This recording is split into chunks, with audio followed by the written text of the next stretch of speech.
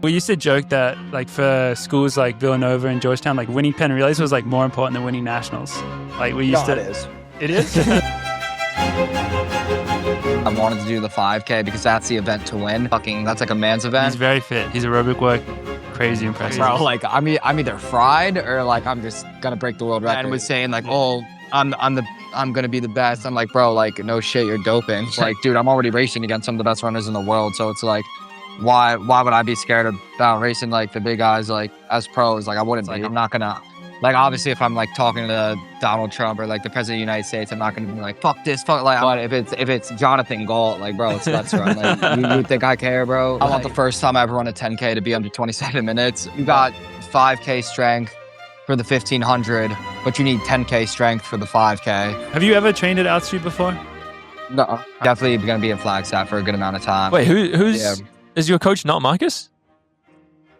Well, he's got 3 coaches. I remember I was in that hospital bed when I was in that car accident. I was like, I fucking need to watch Coffee Club. I was on like OxyContin and shit, and I was just like watching. Find out more on the Coffee Club podcast. Okay. Like and subscribe. Coffee Club, Coffee Club. Grind your beans and grab your favorite mug. It's Ollie, Morgan, George, and Gus. It's them boys from Coffee Club.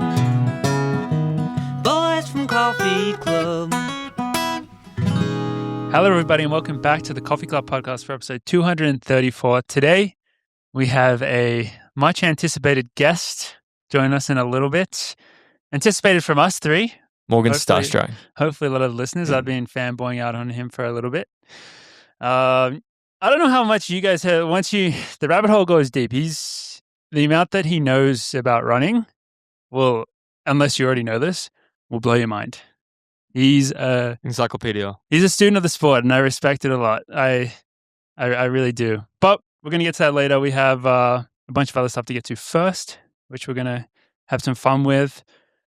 First off, guys, please like, comment, subscribe. We're trying to get to 20K subs this year. Yeah, and we're all about statistics on this show. Tom and I and Gus were going through them the other day. If you beat Turkey in a World Cup group stage, you win the World Cup.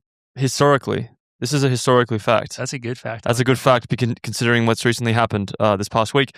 And another fact that Gus actually made him quite upset was that 50% of the viewers that we have aren't subscribed to the Coffee Club podcast, which is really upsetting for Gus. And if you don't want to upset poor Gussie, please subscribe and support us. We would really appreciate it. Actually, not even support us, support Gus, because he's the one that brought up that stat, and he was depressed when he revealed that to Tom and I. But we're all about the stats here, so please subscribe.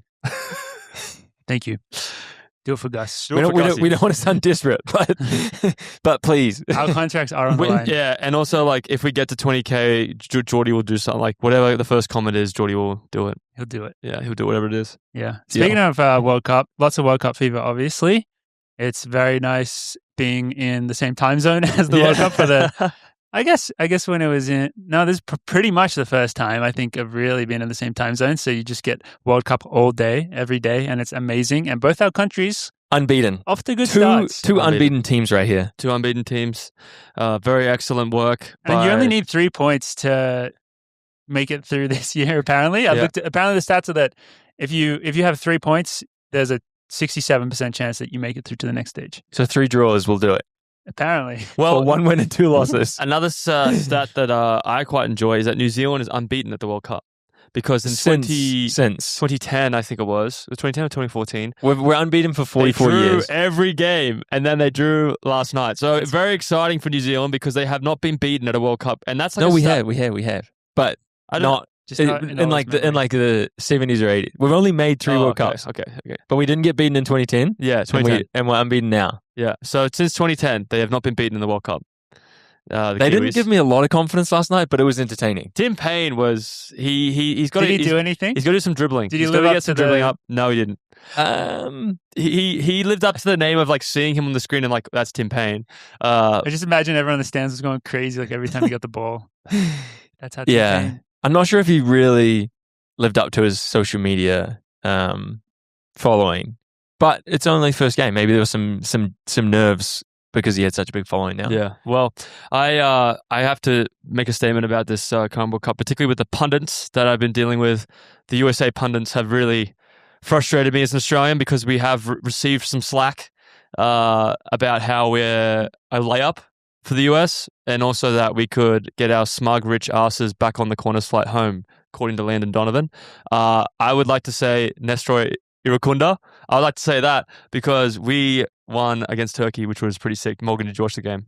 We're coming for the freaking USA. We're coming this week. Friday. Yeah. Friday, we're playing them. Yeah. I watched the highlights. I didn't watch the full game. I watched the full game. I was annoying the absolute shit out of Mario and Dylan. Didn't it start at 10 p.m.? Yeah, it was a late one. Well, I was in California, dude.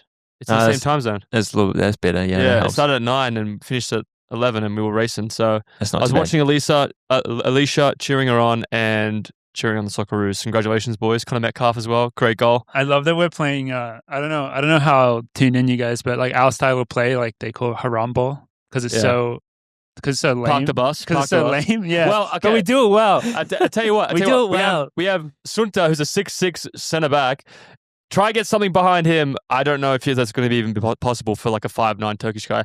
And we're 2-0 up. Why would we risk it when we're playing, according to a lot of people, including the US pundits, the dark horse of the World Cup in Turkey? Because they have two very, very desired players. One of them is Andrew Aguda, like Real Madrid centre forward, really, really talented. And he was talking shit in the tunnel. And then, yeah, it didn't turn out that well for him.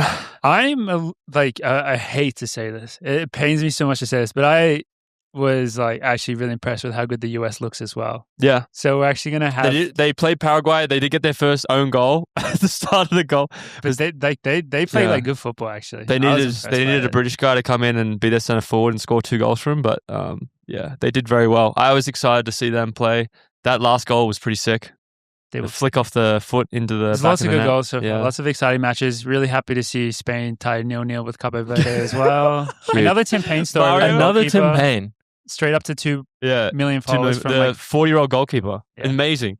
So congratulations to Mario. The population, Mario Garcia Ramos, shout out. I ran with him when that game was going on. He was not happy. He was not happy. Understandable. He said this is a disgrace to Spanish football, considering how good that team is. And Cape Verde is a population of like Wyoming. So crazy shit. But tiny. Yeah, it's been very fun. Another shout out, the Japanese-Netherlands game was electric. Japan's my favorite. Like Japan, we're 1-0. That's not like my team. We're 1-0 down, equalized, 2-1. And then obviously the Japan manager is like, he went viral last time because he was like in a full 3-piece suit, like writing down notes and stuff, looking very calm and reserved. They score to get to 2-2 at the 89th minute, and he goes absolute ballistic. It was just, this is why you love the World Cup. It was amazing. So it's great to have that fever at the moment. I've watched every single game except for the one that's going on right now. So let's get it up over there. We'll get it up in the corner. Behind the camera. Like what's that running game that people watch? So they Subway Surfers. Yeah, it's like Subway Surfers. We'll get it up. That's been great. We should also give a big shout out today for another episode that is presented by Stryd, a company that we love so much. And I think we have Ollie about to give us a beautiful ad read. Tom, please play the music. Your real progress in running builds over months and years of training.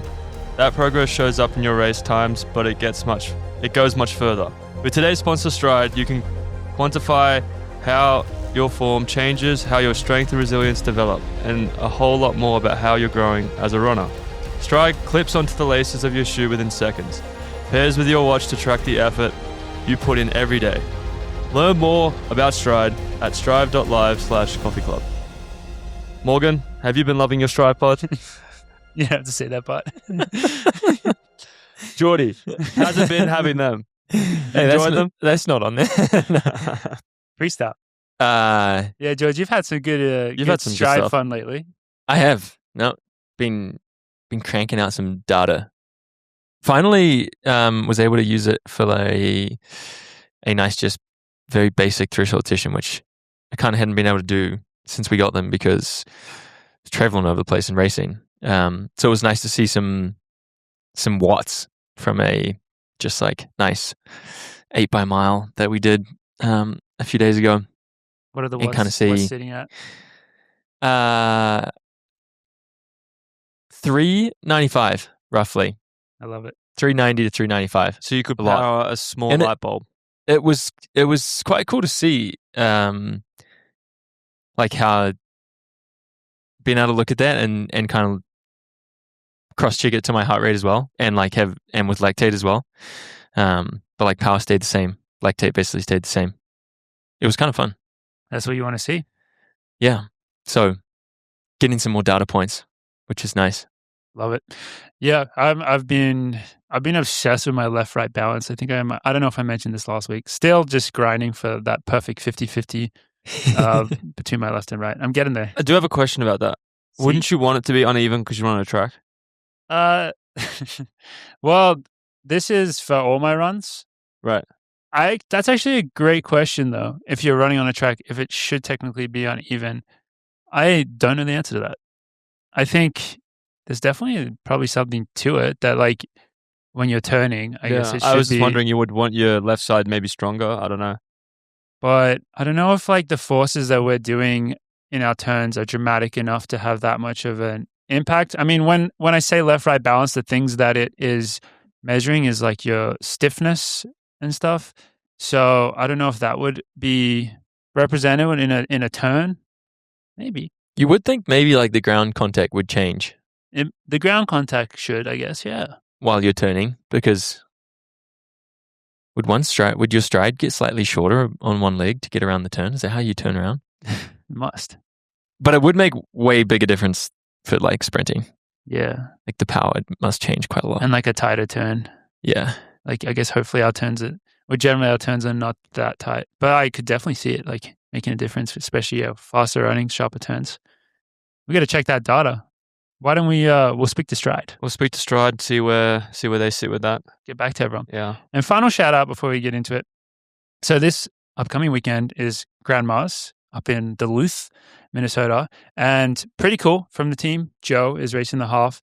But arguably even cooler is that our manager, Tom, is racing. And he's racing as Joe's brother, James, who Joe's been coaching. So it's a big head-to-head. And something that's really cool for our fans that are out there, Joe, Owen, and On are hosting an after-hours happy hour, which is their coaching business. So 4 to 6 p.m. after the race at Canal Park Brewing. The first 50 people there will get free merch, and there'll be free beer and other giveaways. So if you are... I want to get up there. Grandma sounds like a lot of fun. It does sound I'm sure it's beautiful weather fun up there this time of year. Yeah. Hopefully they get a tailwind. It's one of those races. It can be really fast with a tailwind. It's like a straight line, I think, along like a... Well, that's exciting. Who is the favorite between Tom and James? Oh, that's a great question. I mean, maybe do we want to do it? I don't know if do we want to say that? Do we want to put a label on it? Put pressure on it? Or does Tom have a time goal? He's looking for a PB, and he's been training really good, really consistently. He's been using his Stryd pods. He's been really. I mean, actually, when he's here, he's going to be here next week. It'd be really cool to get him to actually come and talk about it because he's been using them really effectively in training, and he's also going to race with them, which I think will be really cool to see that data actually within a race, especially like a half marathon, like a longer one, where you'll see like some power drop off potentially or whatever. But Tom he's a really smart trainer and racer, and so he's just making steady progress through the last couple of years since his debut half was Houston, like same as me, I think. I think that was his first one. And I think he's PB'd like almost every time, or literally every time since that. So huge. He's going for a PB again. And I don't know, but Joe says that James has got really good, really fast. That's also what I think I've heard from But Joe also coaches him, so he's a bit biased. You don't know what to. God, imagine being coached by Joe Clucker. I hope there's like just a sprint battle at the end. If for supremacy. They're that close. It'd be actually electric if they were that close at the end. It'd be amazing. Yeah. But before we get into our really special interview today, so Ollie went to LA this past weekend, raced at the USATF Distance Classic, USATF Grand Prix in beautiful, I don't know what the suburb of USC is. Neither do I. Downtown. We're in downtown LA, pretty much. So checking out the Olympic. Yeah, this is the track that we were running at. It's supposed to be the warm-up track for the Olympics. That's cool. And after being there, I don't know how that's going to work. From what perspective? Just like facilities and space, getting there. It seems like it would be very difficult. For the athletes? For everyone. It's not a track that you got space in. It's not got any place to sit, or it's just a very interesting pick if it's a warm-up track, because like the UCLA campus is supposed to have the dormitories. To get to UCLA campus to USC, it's like a 45-minute to an hour car ride with limited traffic. So even with more traffic with the Olympics, I imagine it's longer.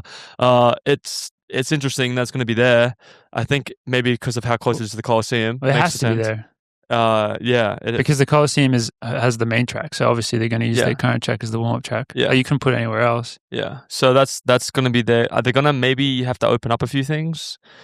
Because it's not, there's not enough space to put stuff, like even like for the meet itself, there wasn't that many people and it was very crowded for athletes to do pre-meet and stuff. So it will be interesting to see how they work that out. I'm sure they'll open some things up, like the university will help them to kind of make it much more easier to get in and out. And I think they're doing buses or something like that. But Dathan's main job there was, well, he was there to help us coach, but it was mostly there to check out how it would work. How it's going to work in 28. I'm sure it's going to be completely different. Yeah. I think it's going to change a little bit. But I went to race in Los Angeles. It was a good meet to see. A lot of like the top American people were there. Me and Mario were just chipping away, vibing it out. It was kind of sad, to be honest. Like the first night, where they had all the events, and then like the second night's like the actual like televised NBC gold label meet. So we got food. I think we got food stipends, but we don't get accommodation because it's not on the day. And I think in the window, I'm not sure how you watched the race. I think it was on maybe your day was on USATF TV. Yeah, there you go, Running Space, and then the other day was on Peacock. Okay, so that's how they worked it out. There was not many fans there, unfortunately. I think it was a bit of a tough drive to get into central Los Angeles to watch. But the few people I did see, it was very nice to meet you, and they came and said hello to me the next day. When there was a lot more people the next day, which was nice. So the meet kind of filled up for the big day, the NBC day. The race was it was good. The track was kind of not fast. It was a bit of a weird track. Very tight bends, very long straights. It looked a little awkward. There was like one section of the track that literally was like Niawat, where you just fall into like a big bump. And every time we did pre-meet and we ran through it, you could just see me, Sage, and Mario go like kind of jolt a little bit to get through it. So the track wasn't like super fast, but it was still a really good beating opportunity to run a quick race. And I didn't have a great start. Yeah, well, I didn't get to see a race because, unfortunately, Discord, come on, we got to step up. I don't think anyone was streaming it in the Discord. No, well, that's fair. Unfortunately, I got to see the splits, though. It looked like you guys actually were getting out really fast, though. Yeah, so you were 153 through 800. Yeah, so it was 152. Caleb Easton, shout out, was pacing for the 800. I didn't get a great start, but I got behind Ethan Strand, and then there was two other blokes in front of me. I apologize, I can't remember who exactly it was, but they looked great, and I was behind Ethan.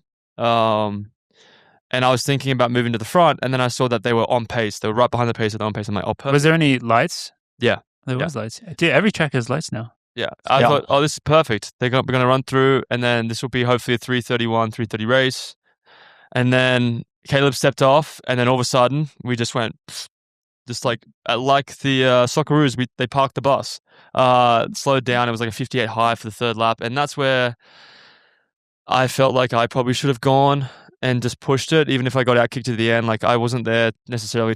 I obviously wanted to race to win, but I wanted to run kind of a test to see like where my fitness was. I've had some really excellent training the past few weeks, so I kind of should have done that Ollie thing where I went and squeezed it, and I didn't. I kind of went to the thing of like, well, I'll stay here with Ethan and then kind of race the last bit of the race, and I think that was a mistake. I think I should have went earlier. I think my last 300 was quick, but my last 100 wasn't anything special, and I just kind of I think I caught one person and got third.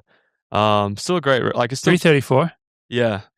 Still a solid race, but like I ran 3:32 in April, and the goal for this race was to try and win it, obviously, but also to run a faster time to try and get into these Diamond League races, which a lot of opportunities there. And I didn't get to do that, so I don't know what races I'm going to be able to race after the invitation mile at Eugene. So we'll just have to wait and see. But I was pretty disappointed about it, and it's just you got limited opportunities when you're in that position, so you just got to try and take advantage of all of them. So for the international mile, I'm going to try and focus on just trying to go out and run a very, very solid and hard race and see what I can do, even if I blow up or if I have a rough last bit of the race. I just want to kind of put myself in that kind of position, because I feel like that's what I would like to see where I'm at when it comes to that sort of fitness, that race fitness. And I just don't have a quick kick yet, so I gotta work on that a little bit. But it was great racing. Congrats to Ethan for crushing it as well. It was good to see him in the Mike Smith. Did you like the kits? No, not really. No, I'm not a fan of the Nike kits this year. Yeah. I am a fan of the what kit was it? I think I saw that on TV. That kit wasn't there, but I'm not a fan of the Nike kits. No, I think which kit were you a fan of? I can't remember. I don't think. I think it was the Puma kit. That was quite the tease. I think it was the Puma kit, but I can't remember. But I do think. I do love what Nike's doing with the kit color separation. I do like that quite a bit. Yeah, I really respect that. I think that's a really cool thing. I wish that OAC would do that, because I think it's very cool that we are a unit and our team. But now that we have the sprints team and we have us and we have the European team and the Australia team, it would be cool to kind of have us united in the sense that we have the logo and the emblem and the design, but maybe the colorway could change, which is what they did for the. What color would you make the OAC Global kit? I guess maybe they just keep the green. Probably keep the green. Maybe change the Europe. The Europe could be blue, maybe, and then the Oceania would be blue though. I don't know. Well, Oceania could be a different green. I don't know. That is hard. You can't just make it Australia, I guess. Yeah, you can't just make it. New Zealand might get annoyed by that. Yeah, can make it just black. Black and gold and green. Yeah. Black, gold, and green. But sprints could be. It was. Hopefully. Don't beat yourself up so much, Ollie, man. It's like you know what your big race is. Well, it's not your only race, but you know what your main goal is this year. Yeah. And you're working towards that. Yeah, and exactly. you got months until. So just take this race in. I know you want to get it. You've put pressure on yourself because you feel like you have to perform in all these races so that you can then go and get into these other races that you want to get into. But don't lose track of what the most important race is for you this year, which you've already done a good job at securing yourself qualification for. So yeah, absorb this race, absorb it. Perspective. Yeah, perspective, absorb, inspection. Absorb, perspection, inspection. I don't think it is a word, is it? It should be. Perspection. I perspected myself. Quite well. Anyway, it was good to. Yeah, it'll be a good race to build off for racing in a few weeks. So it definitely wasn't a disaster by any stretch of the imagination. No, it wasn't a disaster. It was just a solid race. It was a solid race. Maybe a little bit of a missed opportunity, but solid race. And something that it did seem like the track was a bit hard to run fast for most events. I'm trying to think. I guess like the 800. Wait, the 800 was no, it wasn't actually. 800 was not quick. It was slower than UCLA the other day. Yeah, on both sides, I think. It did seem a bit hard to run fast on that track for whatever reason. Just how some tracks are, I guess. Not like the freaking track in Eugene. Poogene. The NCAA. That's the place to sprint right now. It seems like. Yeah, we're sorry. We're not going to do a good job at reviewing NCAAs, which was 4 days of craziness, as it has come to be. We're not going to do a good job because we don't have time, because our guest is about to come on, and we'll do a mini review with him, I guess. I guess we should just say we have Marco coming fresh off.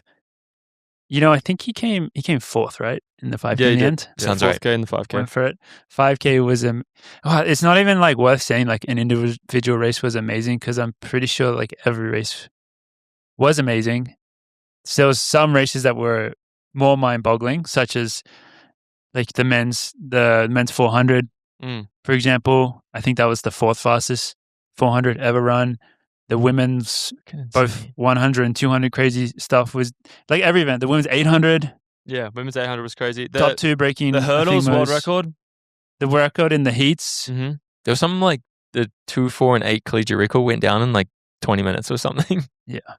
It was absurd. Bananas. So, yeah, I mean, you guys... Everyone already knows this. Everyone already knows this. And we'll talk to Marco, hopefully, about the state of NCAA running these days.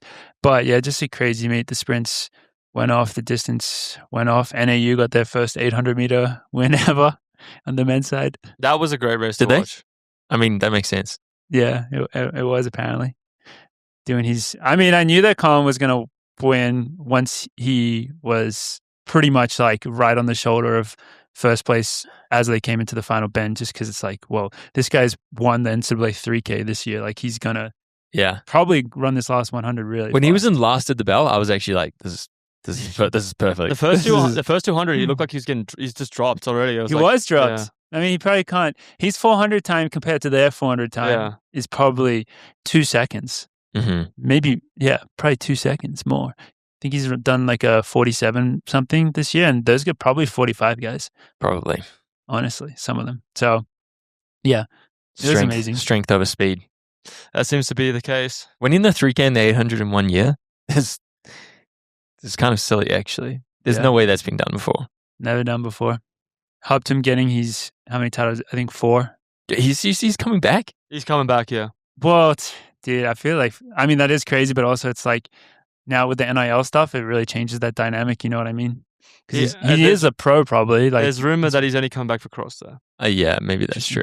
I did see. Yeah, Hopton had 4, but he, like, arguably could have had 5, depending how you felt about the DQ in the 3K indoors.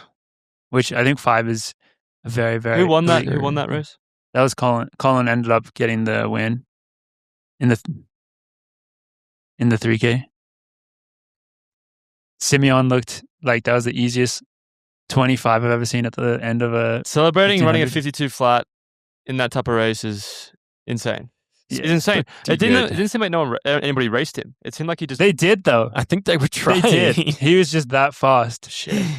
Big shout out to Matan from Wisconsin coming through 5th. Yeah, 5th? I think his 5th. Yeah. He did. He ran it so well. He kind of did a bit of a George Beamish. He kind of hugged, like, he stayed pretty much on the inside and was passing people on the inside, and people were swinging hella wide the whole time.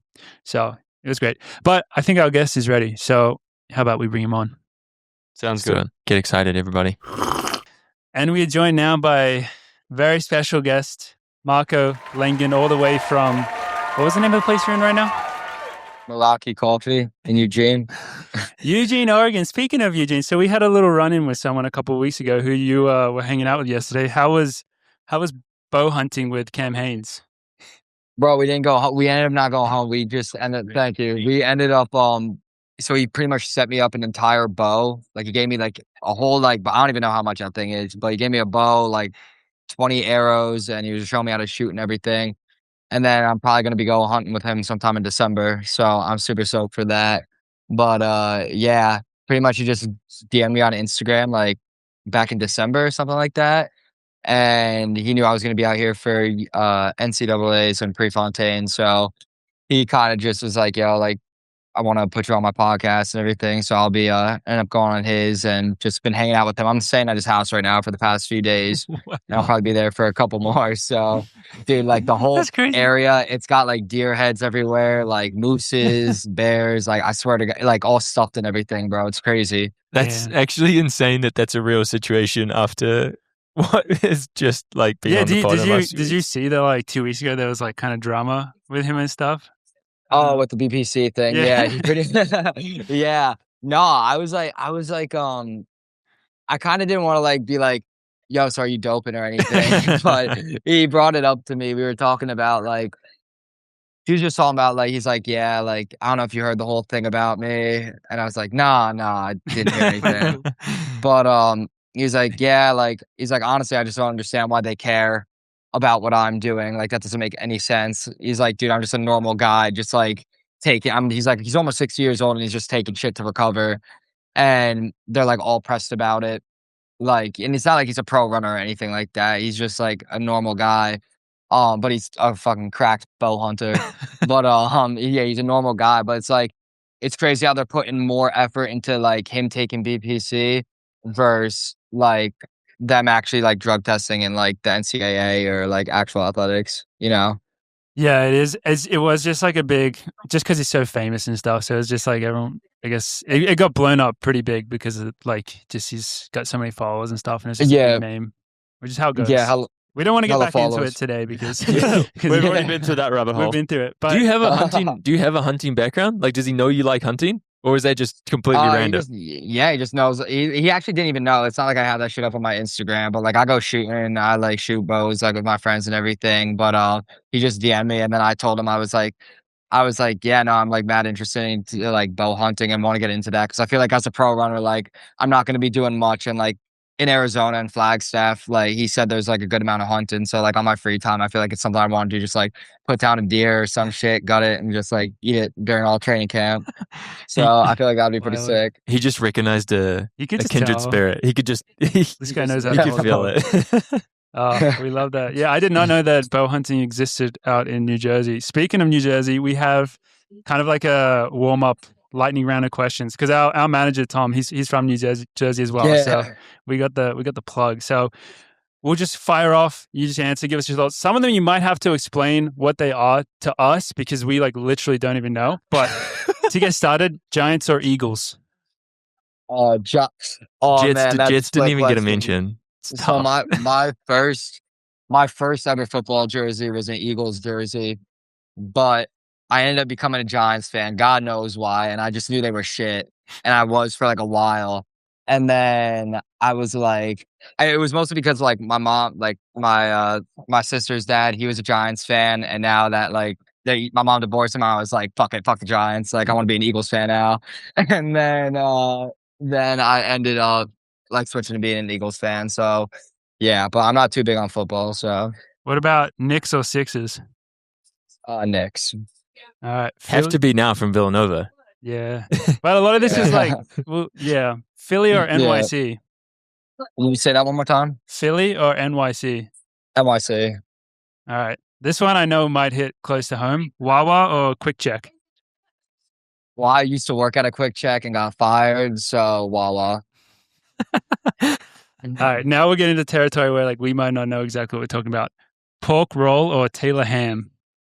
Pork roll. So it's like, I guess like Australian people, they would say that pork roll is just bacon, like your guys' type of bacon. But like the whole thing is like the name of the meat, like it's like a pork roll and cheese. Like the name of the meat, like the brand name is Taylor Ham. And then it's called pork roll. It's Taylor Ham's pork roll. So it's fucking, whoever says Taylor Ham is fucking stupid. Like that doesn't make any sense. Fair enough. All right. To the beach or down the shore? Down the shore because I'm from North Jersey, so I would say going down the shore. Pump your own gas or have them do it? Ever since I got to Villanova, like I have to pump my own gas because that's like in a different state. But in Jersey, like they do it for you, so it's usually like if I'm like right on the border, I'll make sure I cross over to New Jersey to get them to pump my gas. Smart man. Would you rather win Penn Relays or Meet of Champs?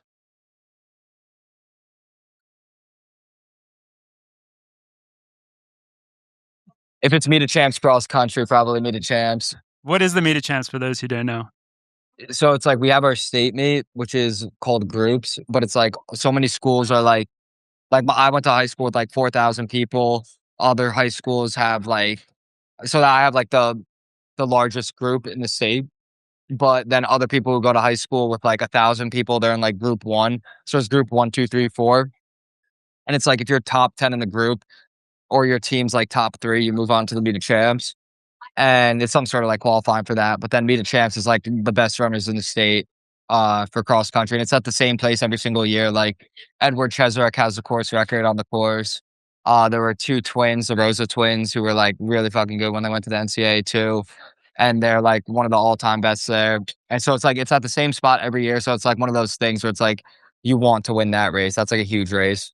That makes sense. That kind of leads, this is not in the lightning round, but actually, do you have like a specific New Jersey runner who you looked up to? Like you just mentioned, there were like so many other greats coming up like a little bit before you. Was there someone for you?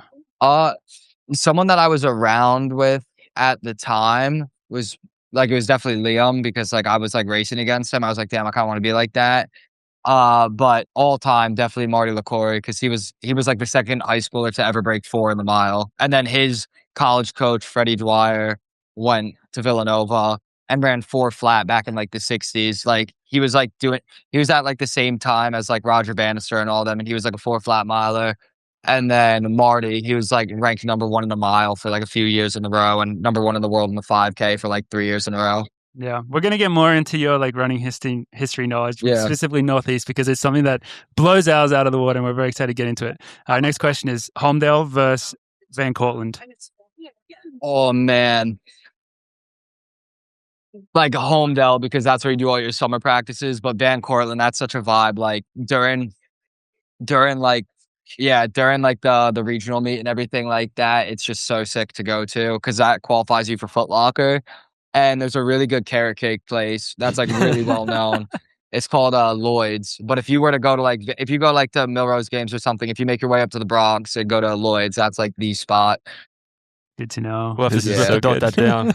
We actually, Wisconsin, I think it was the year before you came. Oh, you didn't race at Van Cortlandt, did you? No, I didn't race. No, that was the year before. We raced at Van Cortlandt. We raced at the Iona Meet of Champions, and it was so funny because it was such a low-key meet. Yeah. Dude, people were like walking their dogs like on the course and stuff. They did not care that a race was going on. I assume when you race there in high school, it's a bit more, the park's a little more locked down. I don't know. Yeah, definitely. It's cool though. I mean, like so many good runners had ran there, like Trezorak, Alberto Salazar actually ran there. Matthew Centrowitz, like both senior and junior, they ran there. So it's like pretty cool. Legendary. All right. Columbia Trail or River Road? River Road. That was an easy one. Would you rather run for Union Catholic or CBA? CBA. Okay. Fuck Union Catholic. That's where Tom went. Tom went to Union Catholic, yeah. Oh, I know. And Sidney McLaughlin too. Just putting up thumbs downs in the chat. Who are you more excited to talk to post race, Jim Lambert or Brother Lamar? Brother Lamar. Who are these? You know people? Who that is? I don't really know. Like Tom was trying to explain it to me, but I don't really know who he is. I don't know how he described it to you, but he's like a tall, like very tall, very skinny black dude with like a ton, like I'm not exaggerating, like 8 ties. Like he has 8 ties, like he ties them on. He has 8 of them on, and he wears the same white shirt, a pair of slacks, and a pair of like, I don't know, like loafers or something. And he has like a really high pitched voice. I'm not gonna do it. You could have Tom do it, but he has like a really high pitched voice, and he's like mad religious and everything. And it'll be like, oh, we're all sons and daughters and brothers and sisters and all this like family shit. And he has an email chain of like probably like 500, 600 people. And you go through the email chain and there's like Olympians, fucking all like these random runners from New Jersey that you like remember their names. And he knows like far beyond anyone I've ever met, everything about like the history of running. It's crazy. So it's just like an iconic figure in like the New Jersey. Yeah. You'll see him. Like if you guys go to Penn Relays, I feel like we might have seen him at Penn before. Like that guy. I definitely seen him. We've seen him. I think that guy was at Penn. Yeah. And he's like hunched over and shit like that. Yeah, I'm pretty sure that guy was at Penn. That's crazy. Yeah, definitely. And he hands out tissues after races. What a nice guy. That's kind of our last question. I mean, Tom did he wanted us to ask you about Seth Clevenger, because I think he just wanted us like to get controversial with it. I don't know. Do you guys know who that is? Is he that? He's the D3 guy? He's the D3 guy that everyone. Yeah, that's like I have no idea because he wanted to keep up. Oh, he's doping. Yeah, apparently, but he's still. He's not banned, but he's like. Wait, was he at Iowa State? The Iowa State kid, right? And went to a D3 school. Yeah, is that who we're talking about? Is he from Jersey? And then was saying like, "Oh, I'm gonna be the best." I'm like, "Bro, like, no shit, you're doping." Like, what? Yeah. So he's very infamous. He was just actively doping, and they just let him in. Well, he's never tested positive. That's fucking crazy. But I think like a lot of stuff got leaked, maybe from like his teammates or like people outed him. And there's a video of like his email, and it's like an address like that shipped he shipped EPO to an address, and the address was his grandmother's house. Yeah, like not his house, his grandma's house. And I'm like, bro, like that's way too sus. That's fucking whatever. Crazy. Yeah, well, that's so crazy. Thank you. You crushed all those questions. I think those questions in themselves just shows you like the Northeast track scene is very special. It's built different. Dude, it's built different. We used to joke in college, and I don't know if this would offend you or not, but we used to joke that like for schools like Villanova and Georgetown, like winning Penn Relays was like more important than winning nationals. Like we used to. It is. It is. Like and like Milrose, like it's just like you guys have something so special there, and I love that you. I mean, you're just that like through and through. You talked about, I listened to your interview after the race where you announced that you were going pro, which is very exciting. And you said, what'd you say about, you said something about out west. You're like, fuck that place. Yeah, dude. It's weird as hell out here. I'm not gonna lie. Like everyone's nice, but like, dude, it's crazy. Like it's so different. Like it's like mountain life. Like, because you're right by the mountains, so you like go into the mountains and everything, and everyone's like hippie nature. Like, I don't know, it's crazy out here. It's definitely not the Northeast or Midwest. Well, but you announced everyone's a lot slower here. Love that. Dude, you announced that you are gonna be going pro and that you're moving to Boston, which is pretty cool. Yeah, I know you're not can't publicly say all your plans yet. But you will will you do altitude training and stuff? Will you come to Flagstaff? Yeah, absolutely. It's like the one reason that I kind of went back and forth with my coach on this, Matt. It was the main reason like I want to be in Boston is because I don't want like when I'm not at altitude or not at training camp, I don't want me being at home or like the place where I'm living feeling like training camp. Because when I go to training camp, I want that to feel like I'm locking in like fucking 8 weeks, like tapped in 100%.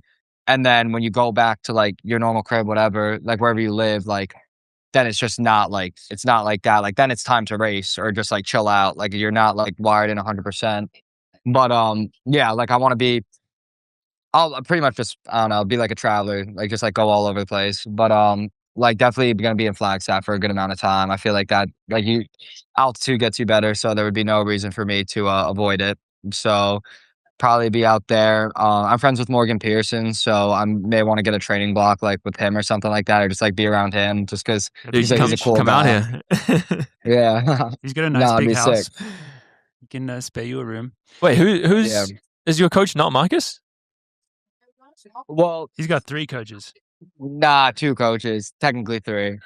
But like, how does it work? Like Matt, the student Matt Valeriani, he's the one who writes the training for us and does all the science and like he's all into like the articles and reading all that like Norwegian shit.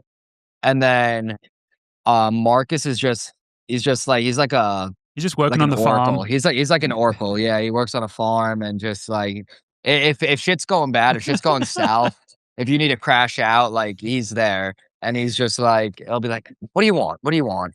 And he like knows what you want, but he wants you to say it. Like he's gonna act like he doesn't know what you're talking about. Or like, because if I go in on a daily basis to try to ask him about training, I'll go into his office, ask him about something, and somehow we'll start talking about fucking cooking. And I'm like, bro, like tell me some shit about lactics, man. Like, what are we doing? But he's all over the place. But it's pretty much Matt who's the one writing the training, and then my high school coach is kind of involved with like just like giving me like firing me up and everything like that, and like telling me like what I should be doing in races and like shit like that. But it's mostly like Matt. He's the one writing the training and doing all that.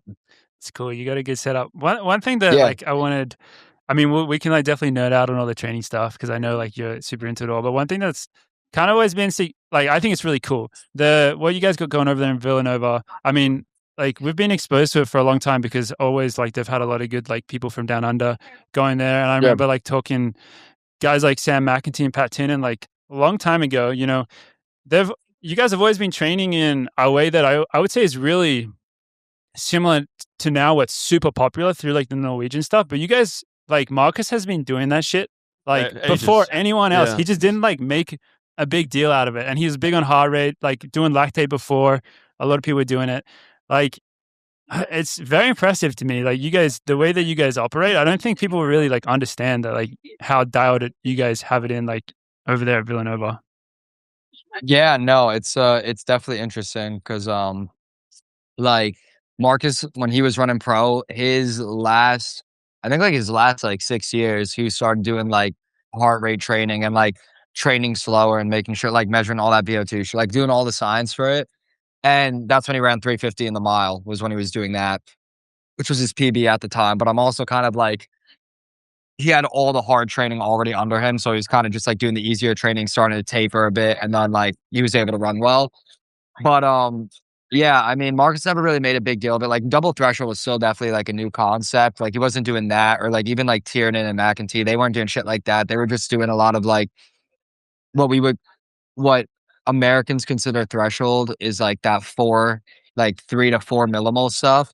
And that's kind of what the guys were doing like back then. It was like they would do 10 by K off 2 minutes, but they would do it at 4 millimoles, which is like definitely like if I were to have to run like Ks at 4 millimoles, it would definitely be like in the 240s or something like that. When I'm doing K repeats, I'll do like 12 all 45 seconds at like 3 flat, and I'll be like at 2 millimoles, under 2 millimoles, which is like what we do now. Cause like being like our whole philosophy is like just be under 2 millimoles, because that's where your body could adapt and build a shit ton of like walls in your mitochondria, so it like moves blood better and efficiently.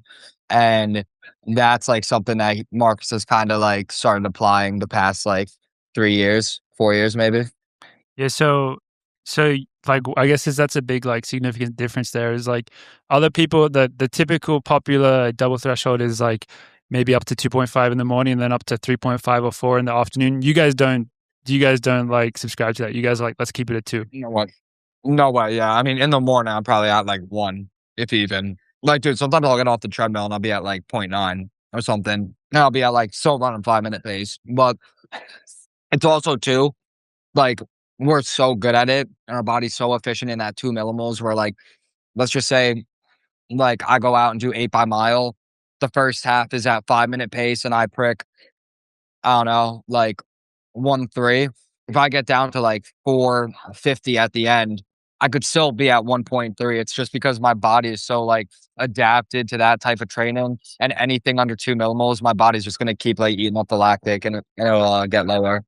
Yeah, these guys do like low-key a really big double threshold days. Well, at least Marco does. I don't know if the whole team does it. And also, is it like just you, or does everyone do it?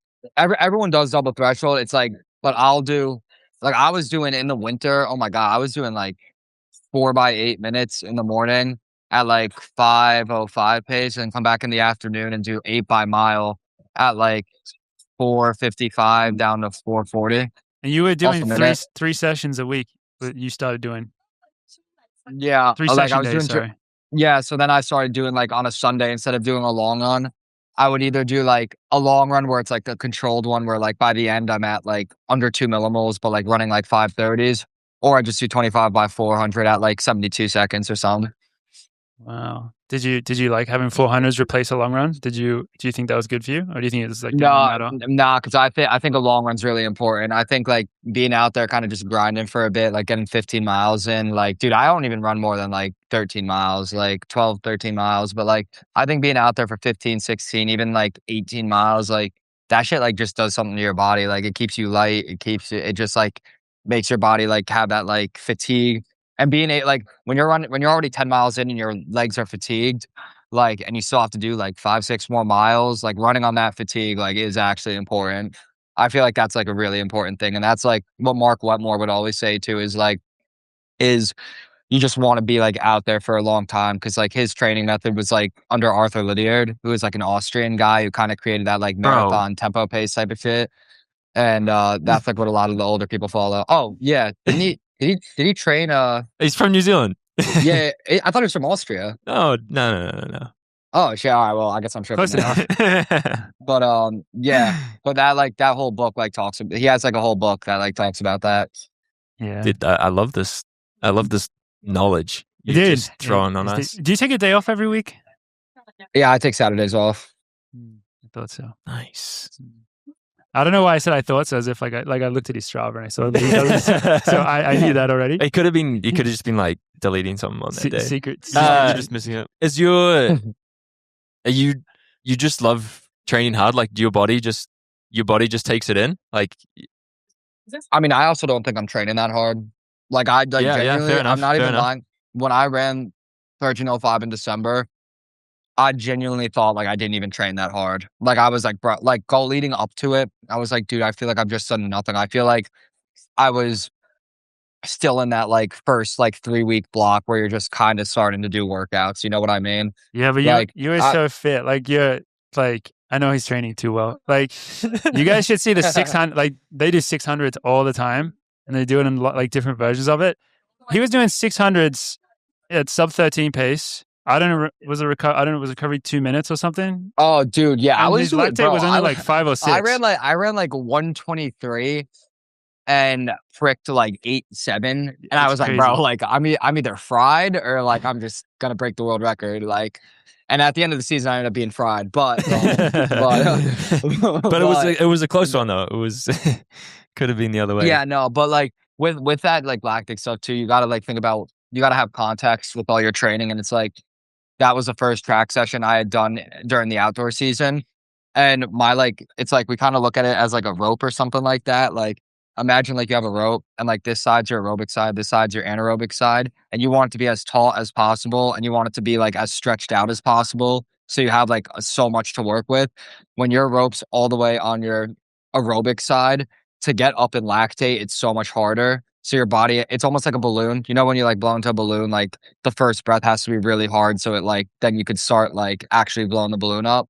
It's kind of like that, because it's like once you start to blow the balloon up, then it's easier to like just put more air into the balloon, which is like kind of like it's easier to get your lactates up. So you got to like raise your ceiling a bit. Like probably when I was running that, my ceiling, I don't know, it was maybe at like the most I could produce for lactate was 16, but by the end of the season, I could probably put up like 20 millimoles right now if I were to do a session for that. Yeah, I was referring to, I don't know if you did it in November, I think, and it was really impressive. It was before you'd run at BU, and I think you were running like 130.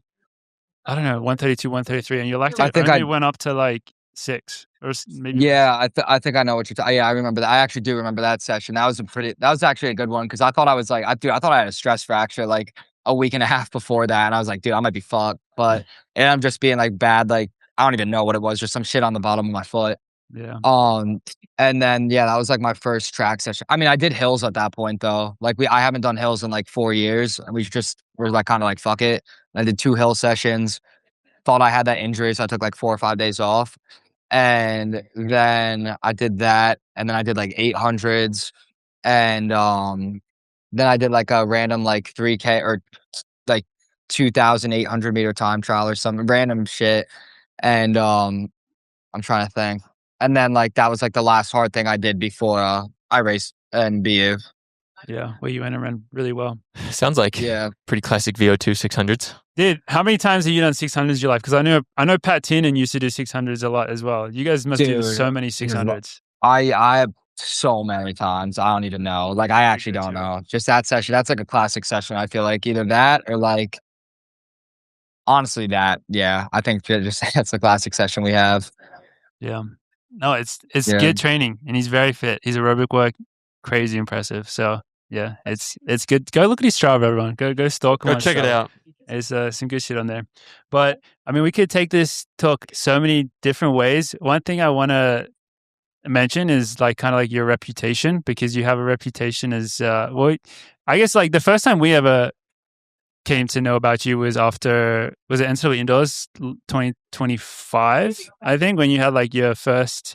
Well, no, it wasn't your first. You've had so many interviews with Jonathan Galt where they get a bit fiery. You guys must be on pretty good terms though, right?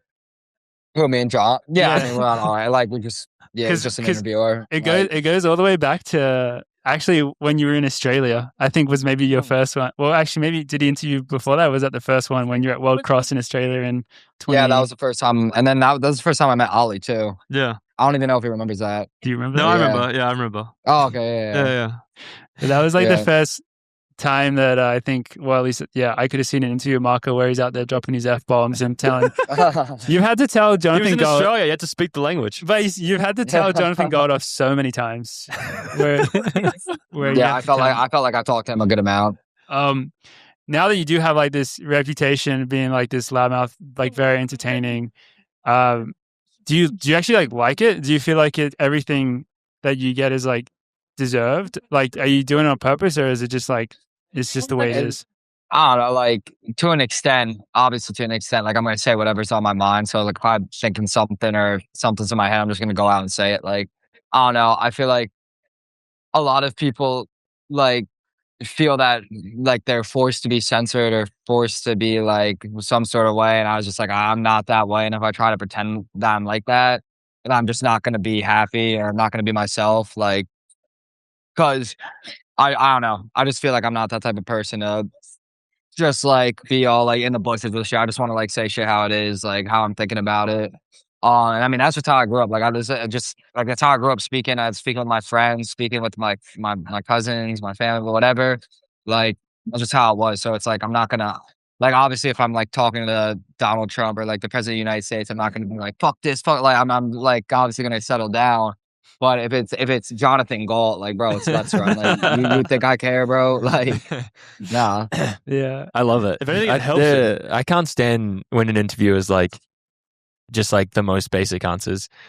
Then you may as well not have done it in the first place. So I appreciate the interviews. I always make sure I watch them. Thank you, bro. And I mean, I love the way you're in yourself.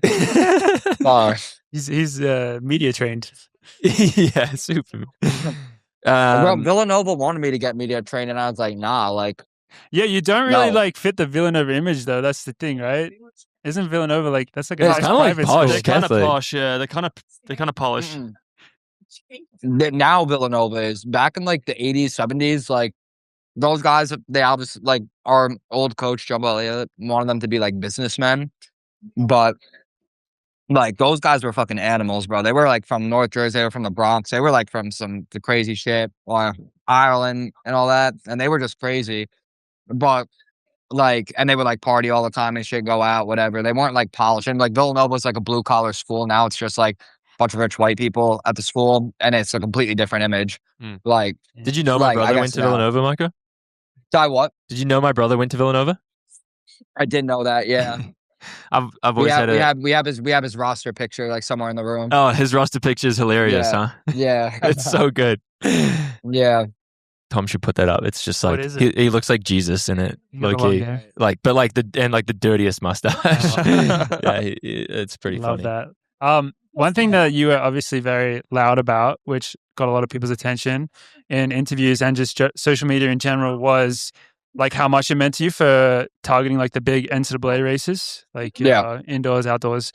And, you know, we talk about all the time how just ridiculous the quality, like the level is of the NCAA now. I mean, you have to race against like so many good people. Obviously, Hopton's like the big one. I think he's like actually like one of the best runners in the world right now. What is it like from your perspective being a runner in the NCAA right now that is fighting for titles when it's just so damn competitive? I mean, yeah, like it's the best thing that like it's good for people. All right, like there's two ways of looking at it because like for me, I'm so fortunate to be racing against like people that are actually pushing me because it's just going to make like that's why I'm so confident about becoming a pro and like racing at the pro level because it's like, dude, I'm already racing against some of the best runners in the world. So it's like, why would I be scared about racing like the big guys like as pros? Like I wouldn't be. But for people that are, I'm trying to think of a good example, like my teammate Liam, right? If Liam, like my old teammate Liam Murphy, like he's great now and he's like running at Nike, but when he was like a freshman, sophomore, like if he saw people like in the NCAA running like 3:31, like sub 13, like nothing, then he'd probably be like, what the fuck? And then he wouldn't have been able to like flourish as much as he did. Like he ran 7:42 before his fifth year. So his senior year, he ran 7:42 and he made NCAAs, got fourth, right? And he went out, won the Penn Relay Wheels outdoor and all that shit. And like 7:42 this year and last year, that wouldn't even have made NCAAs. Like I think like the cutoff time this year was 7:39 or something like that. Like, dude, like I ran like 7:34. I don't even have the collegiate record, you know? So it's like, so for someone like Liam, he wouldn't have been able to flourish as much. He definitely would have pushed himself to the level and been fine. But like for other people, I feel like a lot of people like aren't going to get the chance. Like you have 7:42 guys that probably are never going to sniff a pro contract if they're American, you know, unless they just keep grinding and keep at it and don't care about being broke for a few years. It's very different to our time. Fucking way different, mate. Yeah. Fucking way different. Yeah. You gave the pros 2 years. You said 2 years and I'm coming for you. Oh, yes. And I'm on your guys' ass. 2 years. What's going to happen what's going to change in the 2 years? Or are you just going to keep doing the same thing? You'll see, bro. He's not going to give you all the answers. I need some of those secrets. He's going to give you all the answers. No, it's just like another 2 years of training, though. It's like, I think about it this way. I'm like, I'm closing like 5Ks, like championship 5Ks and like 4 flat, something like that, or whatever. I think like indoors, I ran like 3:59 the last mile, the 5K, and something like that. And I'm just like, dude, 2 years ago, that was like my PB in the mile. So it's like, why not 2 years?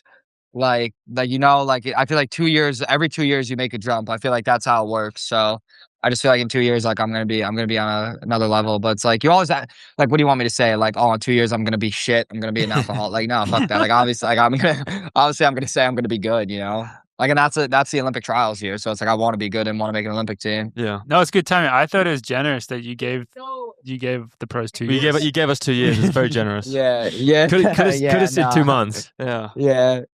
Yeah, well, I mean, you are about to line up at pre in the 2 mile, which is pretty soon. Do you know what the rest of this season's going to look like? Are you going to do USAs or not? You're not sure? I'm not sure yet. I don't think so. Just because like I feel like this is like a good year to kind of like just like fuck around in like Europe and actually like race time trial races and really get good at racing at that type of level. And also like because there's no championships to get ready for, I think being able to go around and racing and living out of a backpack in Europe for like 2 months, like that, I feel like getting that experience in itself, that's like training in another way, you know, that's like training myself to be able to handle those situations or handle being on the road and everything. So I feel like it would be a good idea for me to get used to that and just get used to that in Europe. So I'm going to be doing a good amount of races this summer. I'm excited for it. Not like a crazy amount. I think like 4 or 5.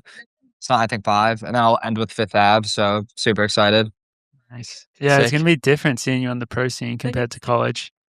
Yeah, for sure, man. I'll feel like a kid all over again, but it'll be fun. I'm super excited. Like, I feel like what's actually cool about like, even like last summer, like racing against like pros or like being around pros and like being like around like older people and stuff is like, they obviously have the experience, you know, and like like the best part about like the running community is like everyone will give advice to the younger runner, which I think is the coolest thing. You know, like for example, like Jake Hayward, like he's like he's running well again, but he was someone who I raced against when I ran 3:32. He ran 3:34, and then he just like gave me such good advice about like my career and like moving on and like focusing on like my own goals and everything and not getting caught up in like other shit, and then it'll keep me in like a linear trajectory. So I feel like just having the older guys who like been through it, done it, like learning from their mistakes so I don't make the same ones. I think that's a really good thing. That's why I always love listening to people's stories or like experiences anytime they do shit. It's true. I mean, especially like being where you are, like coming from Villanova, I feel like there's so many like a lot like and people that you can chat with them that can help you out a lot. Like I think is Pat Tiernan like back in Villanova? Yeah, he moved to Philly with him and Angel, his wife. And it's actually funny. I cooked them dinner like last week. It was like us two, and then there's a bar called Kelly's at Villanova, and the owner of Kelly's, him and his wife, like I was staying at their house before NCAAs, and it was like us 4 or us 5, and then cooked dinner, just told stories. And Pat always gives good advice whenever he chooses to speak, because he's a pretty quiet guy, but whenever he says stuff, he's like fucking like you listen to him. He's like Yoda.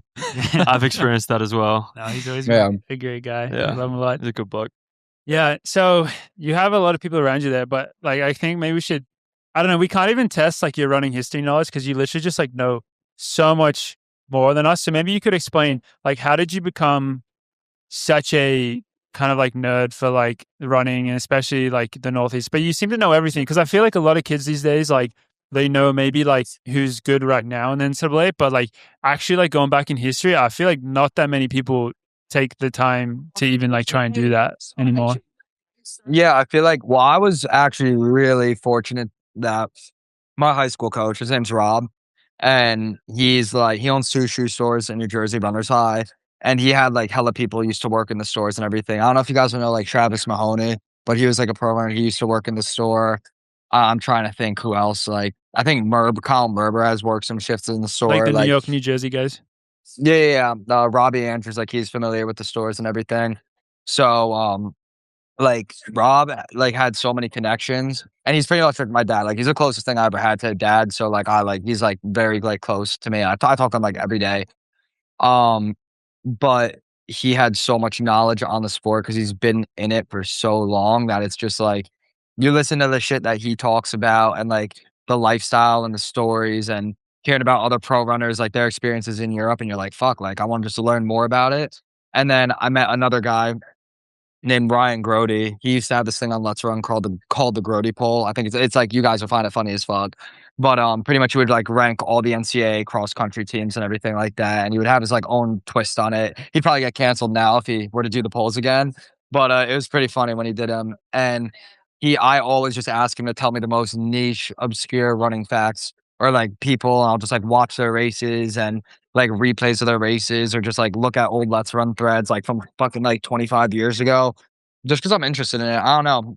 And he also, he was coached by Mark Wetmore, or sorry, his high school coach was coached by Mark Wetmore in high school because Mark Wetmore's from New Jersey. And like before he went out to like Boulder, he coached at this school called Bernard's. So like all the loops that he had his high school kids run, all the areas, like I would go out there and run them by myself or with a couple other people. And I was just like so like obsessed with like fucking running with the Buffaloes, obviously, and like once a runner, like that shit I just always found so cool. And like running with the Buffaloes, the authors of Steve Chris Lear, and I became really close with him. Like he's a good guy. Talked to him a bit, and like even like Steve Slattery and Sarah Slattery, like I just met them when I was in high school, and I'll talk to them every now and then ever since. And like I don't know, I just feel like I've been very fortunate to be surrounded by a lot of the Northeast guys and be able to talk to them about just everything. Even like Eamon Coughlin, who was like a world record holder at one point, I got to talk to him a good amount, and like just having guys like that. It's like, what choice do you have but to be obsessed with the history? Because like that's like it's almost like speaking to like your mentor and like hearing things that they have to say. It's like you get obsessed with all that shit, and you just like, I mean, you look at Mike Tyson, like he was obsessed with fighters from like the fucking 1920s, and he became one of the best in the world at the time. So I feel like when you like obsess over that history, like you'll learn lessons that a lot of people kind of forget today. Very wise. Very well said. This is the side of Marco that you don't get on the Jonathan Gold interviews. Interviews. That's because you ask great questions, Morgan. No. Gold could never. Yeah. Do you have? You should. Sorry, what were you gonna say? I said you should have done journalism, bro. You actually ask good questions. Imagine us in the post race. I think post race interviews are just always like, just by their nature, pretty fucking rough. Because like, what are you gonna ask apart from like, how did the race go? That's like going to watch a movie and then going to your mate and say, "Oh, how was that movie?" It's like the same kind of vibe. It's like, well, you saw it as well. What the fuck do you want to say? Yeah, it is kind of that vibe. No, they can be better though. Yeah, they can be better, but it's just they're handled different. They're not handled properly. Yeah, but it's hard. I mean, yeah, there are some people doing really good ones out there. With all this lovely knowledge that you have, do you have like a personal favorite runner? All-time favorite like. Someone who I wish I could be like, but I just will never be like, is Seb Coe. Like he's very good presentation, fast as absolute fuck. I think he ran like 45 point for a 400 or 46 points, something ridiculous. He's like an 800, 1500 runner. Like that's not a guy who I'm like, but that's a guy who you're just like, damn, like I wish I could be like that. So you take any sort of like things that they say and you try to apply it to yourself. But I feel like for me, a runner who I was always a fan of was Eamon Coughlin. He was just the fucking guy. Like he's just unbelievable. He's just unbelievable talent, a crazy story. 4th at the Olympics twice, world champion in the 5K, old world record holder he was first person to break 350 in the mile indoors. And you're just like, dude, like that guy is fucking sick. Yeah, something that I think a lot of people don't know today is the stats for like guys like him and Marcus. Do you know how many times they broke 4 in their career? Do you know those numbers? Marcus did it 101 times, and then Eamon did it 84 times. But he did it. Eamon did it 84 times, but I'm pretty sure he was also like his record indoors is like 71-5. Like crazy. That's just insane. Jeez. Does Marcus have the record for most sub 4s? Do you know? No, it's Steve Scott. Steve Scott, then Steve Scott. John Walker, then Marcus, I think. Damn. Didn't Willis? Oh, Willis is trying to do it from. He was trying to do the age. 18 to what was he? 40 or something. He had the most years in a row. But they used to run miles right? they used to run miles like every weekend back in the day. Twice a week. Yeah, twice a week. They used to wrestle a lot. Yeah, John Walker sucks though. What makes you say that? What's that based on? Playing, but an alumni from Villanova, Marty LaCory, he was telling me his story. He was like, like John Walker, like when he broke the world record, he's like, I should have been in that race, but he told the meet director to not allow me into it because he won the world record for himself. I'm like, yeah, fuck John Walker. So, dude, those guys have stories. Loyal. Like the way that they. But wait, do you know Rod Dixon? Do I know like, him? Do you know of him? Yeah. Yeah, he friended me on Facebook the other day. I thought that shit was so tough. Yeah, he's messaged me on Facebook a couple of times, actually. Yeah. I think he lives in... That's it. Doesn't he live in New York? I don't know. I'm not sure, but I think he does. He comes to Milrose. Okay, yeah. I just want to have tough-ass Facebook friends, like old-ass runners. Yeah. I I always, friend them and shit. Yeah, you could probably meet him in New York. Hit him up. Yeah, hit him up on Facebook. Yeah. Legend. I was going to say, the stories that you have from running back then, I feel like will almost never be able to be recreated. I don't know if was it John Walker or maybe it was someone else who one season they were injured and they figured that they could only run for I don't know if they knew what their injury was, but they just knew that they could only run 40 minutes a day or something, and that was their limit. So then he would have a mountain that was 20 minutes to run up, so he'd just run up it, get driven back down or something, and then run up it, and that was what he would do every day for training. Yeah, and he still was. That is Johnny Walker, and he still was running really well. Yeah, we don't do that anymore. We're just boring. That built different back then. We're soft. We're very soft now. Boring, just doing 8-minute reps and mile reps every day. That's not even that, bro. There was a guy, Dave Patrick. He ended up missing the long run. He was back. He beat Jim Ryan in the 880 yards indoors. This is when they were measuring back in yards, but he missed. They were doing a 15-mile long run, and he missed the long run. So it was fucking did 85 laps on the track. Psycho. Holy fuck. That's some once a runner shit right there. Yeah, bro. Yeah, literally, bro. It's crazy. Those guys were actually dogs. If you look at dude, I wish I could actually get you the training journal for him. I don't even have it, but I've heard some shit. His name's Sidney Murray. And he ran 3:29 back in the 80s or something. He held the world record in the 15. But dude, that guy was fucking the shit he would do. He would run 10 miles every morning in 50 minutes. And we've done the loop that would run it on. That I don't know how that's even possible. But then he would come back in the afternoon, and one of the workouts he did was 6 by 600 off 90 seconds at 123 or faster. Jeez, that's a good training day right there. Yeah. Jeez, these guys are wild. That is cool. So much history. Wait, have you raced at Milrose Games yet? No, I haven't. How's that possible? I was going to, but then, I had the opportunity to this past year in the was it the 2 mile? I think you were supposed to be in our 2 mile, weren't you? But I could have been, but I just wouldn't have counted for anything. And then I ran New Balance Grand Prix thinking it would have counted for something, and it didn't because I didn't get the qualifying time. So I kind of fucked myself over in the beginning of the season. But yeah, but it was still fun. It was a cool experience. I think it was 5th at New Balance Games. But yeah, I definitely want to race Milrose Games next year. I feel like that meet's just unbelievable. I mean, you got to from. Yeah, I remember I was there. I saw Ollie. Oh shit, I saw Ollie. I don't know if it was the first. Yeah, I think the first time you ran 350 or some shit. Yeah, I remember. And then that was when Nick Willis broke 4. And that's I was the same. Man, that shit's tough. That was the same. Yeah. What 22? That was 22. Yeah, was it 22? Yeah, because I was in high school, dude. I remember I was I was in a car accident that December, a bad one. I was in the hospital for 5 days or some shit. And then I was fuck, my head was pounding and shit every single time I would be in the light. But I was fuck it, I'm going to Milrose Games, and I'm going to Milrose Games. Yeah.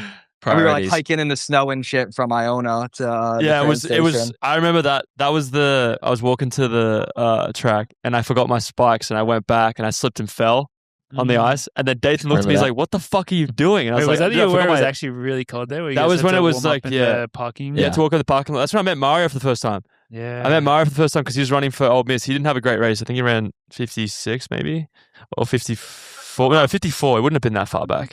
But yeah, and then Willis was talking about doing sub 4. And he was warming up with, and Hobbs Kessler was in that race too. Throwback. It was a throwback now. That's crazy. It's kind of crazy that like you run, I mean, obviously like you mostly have been focusing on the 5K, but you've run 3:32 this year and like you ran it like doing like a lot of the work on your own. Do you consider yourself like, would you pursue the 1500 more like in a championship sense, or are you always going to be like a 5K? Well, without context, you look at, I was like looking at some Instagram, I saw like some shit pop up. So I was like looking at it. It was like my stats and everything underneath, like for my college career. I was number 2 all time in the 1500, 3 all time in the 3K, and 4 all time in the 5K. And I'm like, bro, as I go up in distance, I'm getting fucking worse. What the hell? and I'm like, why am I doing the 5K? But like, I don't know. Like, I could definitely run, I could run like 48 low in a 400. So like, I know I have leg speed. And I don't know. I just feel like, not that I've been forced to do the 5K, but it's like, I think more of an ego thing. I wanted to do the 5K because that's the event to win. Like in NCAA, that's the hardest event. That's like the event that like fucking, that's like a man's event. But I don't know. I just feel like, I don't know, maybe I could go down to, like, I know I could go down to the 15 and I could fucking like get that shit done. Like, I mean, even at Penn Relays, like those were 2 tactical races and I was like the first and second. So like, it's the same type of shit. But, I mean, you also got to realize like in the championships, it's 3. I've only ran a prelim once in my life at our conference meet this past spring, but then you got a prelim, a semi, and then a final. So that's 3 races. So it's not like who knows, like maybe in the final I could go out and run 3:30 with like the strength I have, but like it's something I'm not used to and something I probably got to practice before I actually end up like being confident to do it on the track. That's fair. That makes sense. Would you like, I mean, your training would indicate that you could crush it. Would you plan on doing a 10K at any point soon, or you still like push that back a little bit? Push it back because I want the first time I ever run a 10K to be under 27 minutes. But just because like, why not? But also too, I'm young, so I might as well be like in the lower distances. But nah, I feel like I was thinking about it this way the other day. I was actually talking to Matthew Centrowitz's dad, and he was telling me, he was like, you got 5K strength for the 1500, but you need 10K strength for the 5K. I'm like, damn, like it's tough. Like, I don't know. I was like, I guess that makes sense. Like, Yeah. I don't know. You kind of think of it, and you're like, yeah, like that. Like to be in the 10K, you got to have like that marathon strength. Like you got to be able to run a half marathon at least in like 60 minutes or less. That's true. I think that's probably true. That's why Hobton does it so well. Yeah. Just casually popping off a 59 mid-season. Yeah, seriously. But yeah, I guess, I mean, if you want to be good at the 5K, it goes the other way as well. If you want to be good at the 5K in a championship sense, you need to be have that 1500 meter speed, and that's definitely something that you have. So like, yeah, when it comes down to it, I mean, we're very, like, not even including you in the conversation because you're in college, but we've already talked a lot about how the US 5K is just the most, like, the craziest thing in the world right now. Making those teams for the next X amount of years, maybe forever, is going to be absolutely crazy. So throwing you in that mix as well, it's going to be very exciting.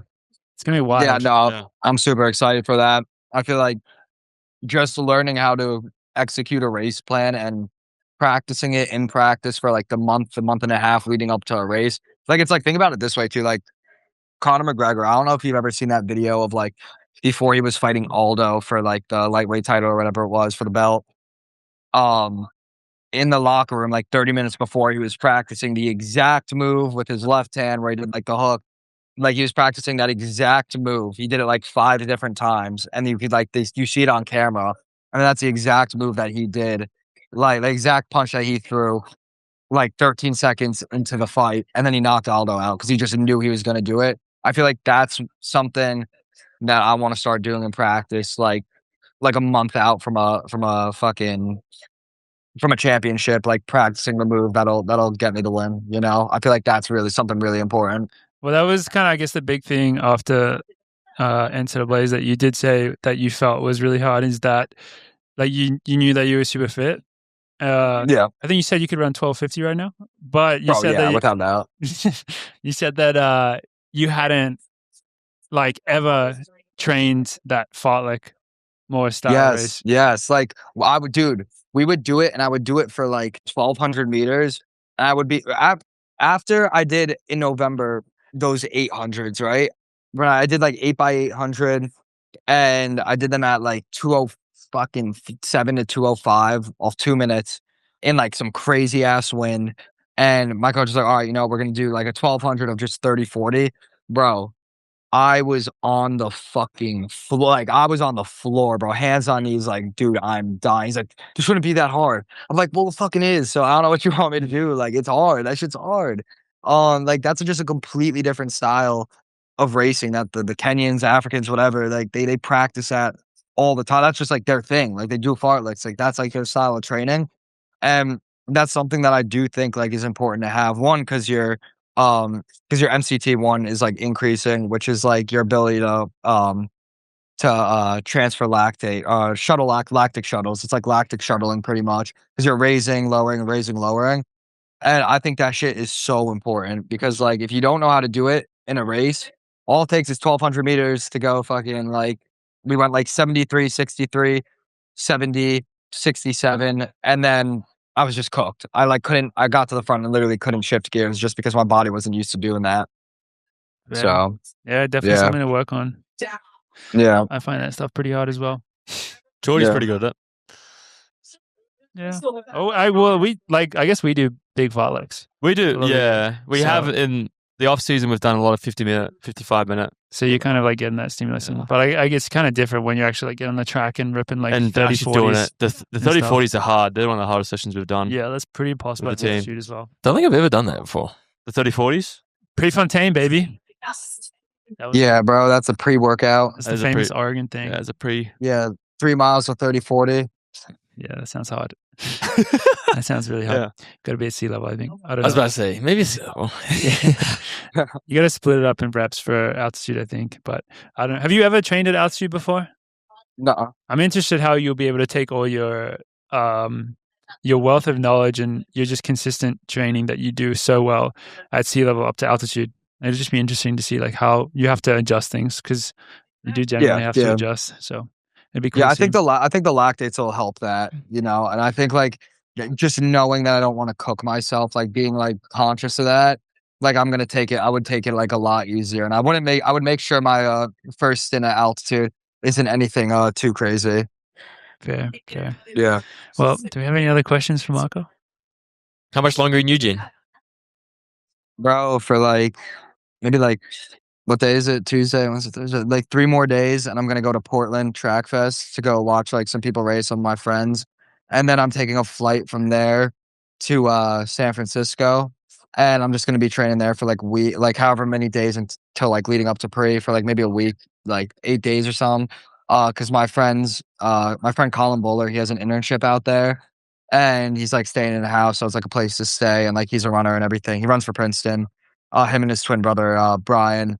So I feel like it would just be like cool to just be out there with them. And then I'm going to come back for pre, and then do like the photo shoot for my brand, and then sign. And then like announce it. You weren't kidding about living out of the bag. Bro, yes. Like I'm fucking like homeless now, bro. It's already started. He's already training for it. Nice, bro. He's on the road. Yeah, dude, like every summer too, like before like this past year, I was pretty much like, I would be at like my mom's house, and I would be at my high school coach's apartment. Then I would be at my high school coach's house, like the beach houses, because that's where I would like work and everything. So I'd be lime cooking, and I would do that like during the week. Then I would be living at my friend's house and my mom. So bro, I was all summers, I was always just like all over the place. I feel like it can't be too hard. No, I think you're ready. I think you'd be ready, especially when you're like, I mean, I don't know how old you are. I think you're like probably like 22, right? 21. 21. Yeah, you can do anything at that age. Yeah. Once you get to our age, you got to be a little more, I don't know, start settling down. Conscious. Yeah, like and in 2 more years too, man. Yeah. 2 more years. Yeah, let's not get there too quickly. Let's just take it day by day. No, but thank you so much for coming on. We were very excited to have you on. I think it's been a lot of fun. We wanted to have you on for quite a while. So thank you for joining us today. Yeah, no, this was sick, dude. Like I'm a huge fan too of Coffee Club. Like especially my girlfriend, she loves watching you guys. So like it's cool to be on this. Like this is something I've fucking watched since I was like in high school. Not consistently now, but like in high school I was watching that shit all the time. And it's like I feel like it helped like a lot of runners that I know, they fucking loved it. So like you guys actually do like bring a lot of cool shit to the sport, which is so dope. Have we been doing it? I was going to say whole that. college career? Bro, yes. That's You started my junior year of high school. And then I remember my senior year of high school when like, bro, I remember I was in that hospital bed when I was in that car accident. I was like, I fucking need to watch Coffee Club. I was on like OxyContin and shit. And I was just like watching, like vibing out, bro. Oh, yeah. Making us feel old. That's we love that. So good. No, thank you so much, Marco. Best of luck with the rest of the season. We'll be following. We will be following, and we'll be listening to all your interviews. So, hell yeah. So keep them rolling. Keep them rolling. Yeah, man. Thank you guys. Appreciate you, mate. See ya. Cool. See ya. Well, we'll let the episode.